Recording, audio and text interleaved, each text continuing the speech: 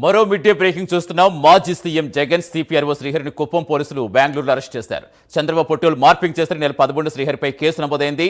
16 కుప్పంలో బెయిల్ పొందగా మరుసటి రోజు పోలీసులు హైకోర్టును ఆశ్రయించారు. శ్రీహరికి ఇచ్చిన బెయిల్ హైకోర్టు రద్దు చేసింది. దీంతో సుప్రీంకోర్టును ఆశ్రయిస్తే ముందస్తు బెయిల్ నిరాకరించింది. ఈ తీర్పుతో బెంగళూరులోని శ్రీహరిని పోలీసులు అరెస్ట్ చేసి కుప్పానికి తరలించారు. పూర్తి సమాచారం ఇచ్చేందుకు మా కరెస్పాండెంట్ రవివర్మ లైవ్లో జాయిన్ అవుతున్నారు. రవివర్మ, ఏం చెప్తున్నారు పోలీసులు శ్రీహరి అరెస్టుకు సంబంధించి? సతీష్, ఇవాళ శ్రీహరిని ఉదయం బెంగళూరులో అరెస్ట్ చేసి కుప్పం పోలీసులు అయితే తీసుకొచ్చారు. ముఖ్యంగా ఈ నెల 17వ తేదీన కుప్పానికి చెందినటువంటి కుప్పానికి చెందిన వినోద్ అనే వ్యక్తి ఇచ్చినటువంటి ఫిర్యాదు మేరకు కేసులు నమోదు చేశారు. ముఖ్యంగా అంటే ముఖ్యమంత్రి స్థాయిలో ఉన్నటువంటి వ్యక్తిని చేతిలో కత్తి పెట్టి అలాగే హత్యలు చేసేది, నిందలు వేసేది, చంద్రబాబు అనే పోస్టర్ని పెట్టి వైరల్ చేశారు. ఇలాంటి హింసను ప్రేరేపించేటువంటి విధానము, అలాగే సమాజంలో అలజడి సృష్టించేటటువంటి పోస్టులు పెట్టడం ఎంతవరకు సబబు అని చెప్పేసి కూడా ఇది తీవ్రంగా ఆక్షేపణ వ్యక్తం చేస్తున్నాము. ఇలాంటి పోస్టులు పెట్టిన వారి మీద చర్యలు చేపట్టాలని చెప్పి టీడీపీ నాయకులు ఫిర్యాదు చేశారు. ఆ ఫిర్యాదు మేరకు కుప్పం పోలీసులు అయితే కేసు నమోదు చేశారు.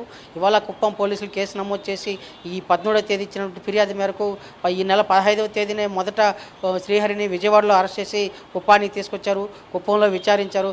విచారించిన పిదప 16వ తేదీన కుప్పంలో ఉన్నటువంటి జూనియర్ సివిల్ జడ్జి కోర్టు ముందు హాజరుపరచగా జూనియర్ సివిల్ జడ్జి కోర్టు అయితే బెయిల్ మంజూరు చేసింది. అయితే దీన్ని సవాల్ చేస్తూ కుప్పం పోలీసులు హైకోర్టును ఆశ్రయించారు. హైకోర్టులో బెయిల్ను సస్పెండ్ చేసింది. ఇదిలా ఉండగా హైకోర్టులో బెయిల్ సస్పెండ్ చేసిన దానిని వ్యతిరేకిస్తూ సుప్రీంకోర్టును అయితే ఆశ్రయించారు. సుప్రీంకోర్టులో ఎట్టకేలకు రద్దు అయింది. ఇంకా ఖచ్చితంగా విచారణకు వెళ్లాల్సిందని చెప్పేసి సుప్రీంకోర్టు సూచించడంతో ఇవాళ పోలీసులు కుప్పం పోలీసులు బెంగళూరులో ఉన్నటువంటి శ్రీహరిని అదుపులోకి తీసుకొని పోలీస్ స్టేషన్ తీసుకొచ్చి విచారణ చేపడుతున్నారు. ముఖ్యంగా దాదాపు 7 సెక్షన్స్ మీద కేసు నమోదు చేశారు. సెక్షన్ నెంబర్ 6, అలాగే 111, 196, అలాగే 136, అలాగే 140, అలాగే 352, 353 ఈ సెక్షన్స్ కింద కేసు నమోదు చేసి విచారణ చేపడుతున్నారు. ముఖ్యంగా సోషల్ మీడియాలో అంటే వైసీపీ సోషల్ మీడియాలో ఇలాంటి అకృత్యాలకు ఎందుకు ఓడికడుతున్నారు, ఎవరిని ప్రేరేపించి ఇలాంటి ఘటనలు చేస్తున్నారు, ఇలాంటి పోస్టులు పెడుతున్నారు. ముఖ్యంగా ఇలాంటి వాటి వల్ల సమాజంలో అలజడి జరిగే అవకాశం ఉంది, హింస ప్రేరేపించే అవకాశం ఉంది. ఎందుకు ఇలాంటి పోస్టులు పెడుతున్నారని చెప్పేసి పోలీసులు పదే ప్రశ్నలు అయితే కురిపిస్తున్నారు.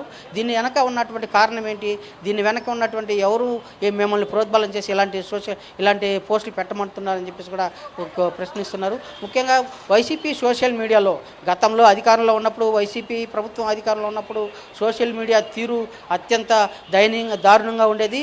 ముఖ్యంగా వ్యక్తిత్వ హననకు పాల్పడము, అసభ్యకర పోస్టులు పెట్టడము, అలాగే ప్రజలు అంటే ముఖ్య నాయకుల్ని వివిధ రకాలుగా ట్రోల్ చేయడమే కాకుండా పోస్టులు పెట్టడం, ఇలాంటి దారుణాలు అయితే ఒడిగట్టారు. అయితే ఇలాంటి దారుణాలకు ఒడిగట్టిన నేపథ్యంలోనే ప్రజలు గుణపాఠం నేర్పారు.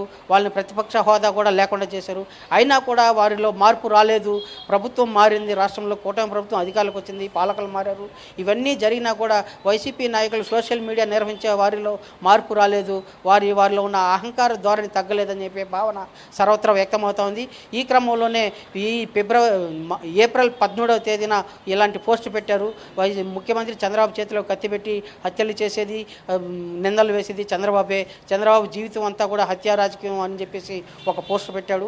ఈ పోస్టు పెట్టిన నేపథ్యంలోనే టీడీపీ నాయకులు తీవ్ర ఆగ్రహానికి గురై ఫిర్యాదు చేశారు. ఇలాంటి వాటి మీద వెంటనే చర్యలు చేపట్టాలని కూడా ఫిర్యాదు చేశారు.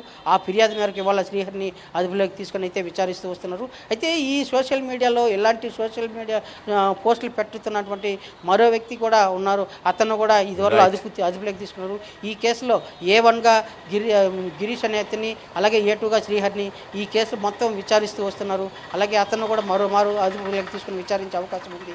పూర్తి స్థాయి విచారణ నేపథ్యంలోనే ఇవాళంతా కూడా విచారించిన పిదప కోర్టుకు సబ్మిట్ చేసే అవకాశం ఉంది. ప్రస్తుతానికి విచారణ కొనసాగుతూ ఉంది. Satish, thank you Ravi Varma.